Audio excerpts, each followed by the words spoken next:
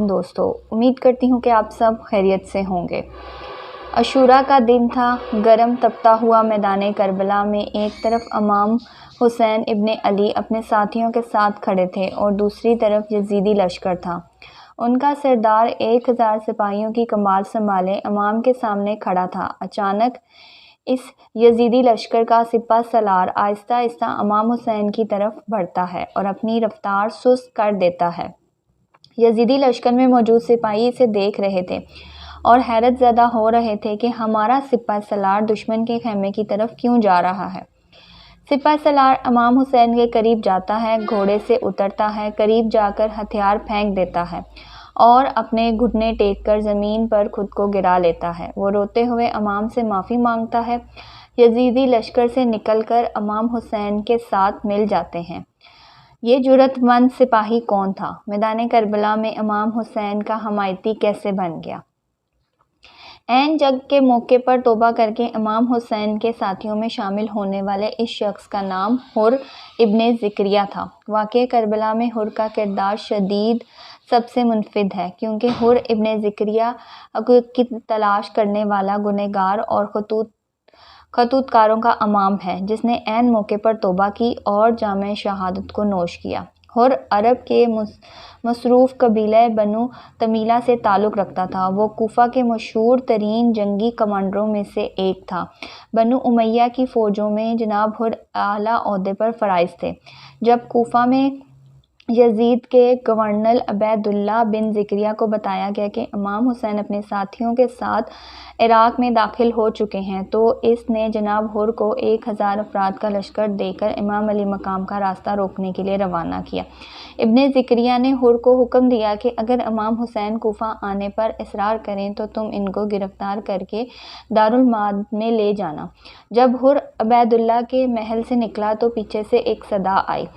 صاحب آواز کہہ رہا تھا، حر تمہیں مبارک ہو، کیونکہ تم خیر کی سمت جا رہے ہو۔ حر پلٹے صدا کی جانب، مگر انہیں کوئی نظر نہ آیا۔ حیرت کے ساتھ اپنے آپ سے پوچھا، یہ کیسی بشارت ہے اور یہ کون سی خیر ہو سکتی ہے جو امام علی مقام کے خلاف لڑنے میں ملتی ہے؟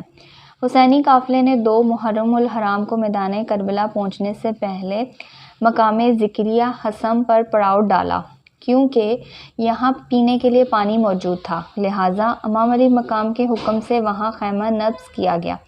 جب حر اپنے لشکر کے ساتھ وہاں پہنچا تو دیکھا کہ پانی پر ان کی پہنچنے سے قبل ہی امام حسین قبضہ کر چکے ہیں۔ وہ اپنے سپاہیوں کے ساتھ اس خیمے کے آگے کھڑے ہو گئے اور سپاہیوں نے نیزے لے کر صفیں باندھ دی۔ چونکہ جناب حر اور ان کا لشکر عراق سے لمبا سفر کے بعد یہاں پہنچے تھے، لہٰذا وہ پیاس کی شدت سے پریشان ہو رہے تھے۔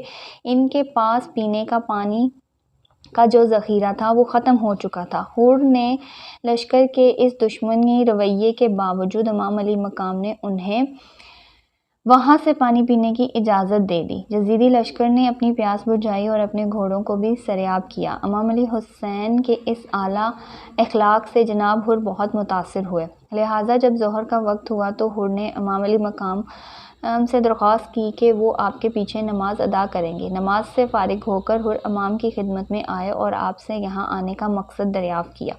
امام حسین نے فرمایا کہ میں کوفہ کے بھیجے گئے خطوط کی وجہ سے یہاں آیا ہوں۔ وہ حکومت سے بیدار اور پریشان ہیں۔ جناب حر نے کہا کہ میں یہاں آپ سے جنگ کرنے کی نیت سے نہیں آیا ہوں، مجھے حکم دیا گیا ہے کہ میں آپ کو کوفہ لے کر جاؤں، لہٰذا آپ ایسا راستہ اختیار کریں کہ جنگ اور خودداری نہ ہو، جنگ اور خون خرابہ نہ ہو۔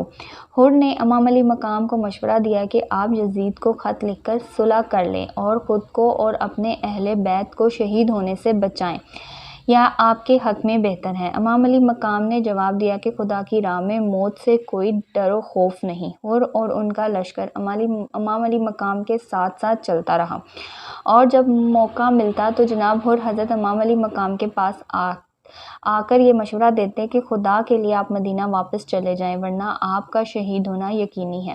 اسی دوران حر کو عبید اللہ ابن زکریا کا خط ملتا ہے۔ حسین اور ان کے ساتھیوں کو روک کر ایک کھلے میدان میں ٹھہراؤ جہاں نہ پانی ہو نہ محفوظ مقام۔ عبید اللہ ابن زکریا نے عمر سعد اور شمر کے سرپرستی میں مزید 20,000 لشکر بھیجا اور انہیں لکھ دیا کہ امام حسین کے ساتھ سخت رویہ اور انہیں یزید کی بیعت لینے پر مجبور کرو۔ اگر وہ راضی نہ ہو تو ان سے جنگ کرو اور ان کے قافلے پر پانی بند کر دو۔ حسینی قافلے پر 7 محرم الحرام سے پانی کا سلسلہ بند کر دیا گیا۔ اب ہم ذرا آگے چل کر دیکھتے ہیں کہ عاشوراء کے دن کیا ہوا۔ جب عاشوراء کا دن ہوا اور حر نے امام علی مقام کا استغاثہ سنا جو فرما رہے تھے، کیا کوئی فریادی رس بھی نہیں ہے خدا کی خاطر ہماری مدد کرے؟ کیا کوئی بھی مفعول نہیں ہے جو رسول پاک صلی اللہ علیہ وسلم کے حرم کا دفاع کرے؟ حر عمر سعد کے پاس پہنچے اور کہا، کیا واقعی تم امام علی مقام کے خلاف لڑنا چاہتے ہو؟ عمر نے کہا، ہاں لڑنا چاہتا ہوں۔ حر نے پوچھا، تم امام علی مقام کی اس تجویز سے اتفاق کیوں نہیں کرتے وہ واپس حجاز لوٹ کر چلے جائیں؟ عمر نے کہا، اگر اختیار میرے پاس ہوتا تو میں امام کی تجویز سے اتفاق کرتا، لیکن یزید کا گورنر عبید اللہ ابن زکریا اس طرح راضی نہیں ہوتا۔ جناب حر کو اب یقین ہو چکا تھا کہ یزیدی لشکر امام علی مقام کو قتل کرنے کا ارادہ رکھتے ہیں۔ عاشوراء کی رات آ پہنچی۔ اس رات جناب حر نے بے چینی اور پریشان تھے۔ آپ کے دل میں بار بار یہ خیال آ رہا تھا کہ میں نے یہ کیا کیا، میں نے فاطمہ کے بیٹے کو کس مقام پر پہنچا دیا۔ جناب حر کا ضمیر بار بار انہیں کوس رہا تھا۔ جناب حر نے سوچا کہ میری ہی وجہ سے آج حسینی قافلہ اس حالت میں ہے کہ اہل بیت رسول کے بچے بھوکے اور پیاسے ہوں گے۔ جناب حر اس کشمکش میں تھے کہ کیا مجھے اس مٹی بھر لوگوں کا ساتھ دینا چاہیے جن کے امام جنت کے سردار ہیں، یا ان عظیم لشکر کا جس کا سردار عیاش اور بے دین یزید ہے؟ یہ رات فیصلے کی رات تھی۔ وقت کم تھا۔ آخر کار اندھیرا اور تاریکی ختم ہوئی۔ صبح جناب حر فیصلہ کر چکے تھے۔ حر اپنے گھوڑے پر سوار ہوئے اور مخالف سمت کی طرف جانے لگے۔ روایتوں میں آتا ہے کہ مہاجرین حر کے ہمراہ تھے۔ پوچھنے لگے، کیا سوچ رہے ہو آپ؟ کیا حسین پر حملہ کرنا چاہتے ہو؟ حر نے جواب نہ دیا، جبکہ ان کا پورا بدن کانپ رہا تھا۔ مہاجرین نے کہا، خدا کی قسم میں نے کبھی بھی تمہیں اس حالت میں نہیں دیکھا۔ اگر کوئی مجھ سے پوچھتا ہے کہ کوفہ کا دلیر ترین مرد کون ہے تو میں تمہارا نام لیتا ہوں۔ حر نے جواب دیا، واللہ میں اپنے آپ کو جنت اور دوزخ کے درمیان دیکھ رہا ہوں، مجھے ان دونوں میں سے کسی ایک کا انتخاب کرنا ہے۔ اس کے بعد حر نے گھوڑا دوڑایا اور امام علی مقام کے خیمے کی جانب پہنچے۔ قریب پہنچ کر ہتھیار پھینک دیے اور اپنے گھٹنے ٹیک کر زمین پر خود کو گرا دیا اور زور و قطار روتے ہوئے امام علی مقام سے معافی مانگنے لگے۔ جناب حر نے کہا، اے حسین، میں نے ہی آپ کے واپسی کے راستے بند کر دیے تھے اور آپ پر سختی کی، کیونکہ میں ہرگز تصور نہیں کرتا تھا کہ یہ لوگ آپ کی تجویز سے اتفاق نہیں کریں گے اور معاملہ یہاں تک پہنچے گا۔ خدا کی قسم اگر مجھے یہ سب کچھ معلوم ہوتا ہرگز آپ کا راستہ بند نہ کرتا اور آپ کو نہ روکتا۔ اس وقت میں اپنے کیے پر شرمندہ ہوں، میرے لیے کوئی سزا ہے۔ امام علی مقام نے انہیں اپنے بازوؤں میں سمیٹا اور فرمایا، حر، میں نے تمہیں معاف کیا اور یقین دلاتا ہوں کہ میرے نانا بھی تمہیں معاف کر دیں گے۔ یزیدی فوج بھی گمراہ ہو گئی۔ یزیدی فوج میں قہر مچ گیا۔ جناب حر حسین کے قافلے میں جا ملے ہیں، لہٰذا جناب حر لشکر یزید کو چھوڑ کر اہل بیت رسول سے مل گئے ہیں۔ توبہ کرنے کے بعد جناب حر نے عرض کیا، چونکہ میں پہلا آدمی تھا جو آپ کے مقابلے کے لیے آیا تھا، لہٰذا سب سے پہلے آپ کے سامنے قتل ہونا چاہتا ہوں۔ شاید حساب کے روز میرے ہاتھ آپ کے جو رسول پاک صلی اللہ علیہ وسلم کے ہاتھ میں قرار پانے کے قابل ہو جائیں گے۔ امام علی مقام نے حر کو جہاد کا اذان دیا۔ حر امام علی مقام کے سامنے کھڑے ہو گئے اور لشکر یزید کی جانب رخ کر کے کہا، اے اہل کوفہ، تم نے خدا کے اس عابد و صالح کو کوفہ آنے کی دعوت دی اور جب وہ یہاں تشریف لائے تو تم نے انہیں اکیلا چھوڑا۔ تم نے ان سے وعدہ کیا کہ ان کی راہ میں جانشین کرو گے اور جب وہ آئے تو تم نے اپنی تلواریں ان کے خلاف لڑنے کے لیے سونک لیں، اور اب تم خدا کے وسیع و عزیز زمین میں کہیں بھی جانے کی اجازت نہیں دے رہے۔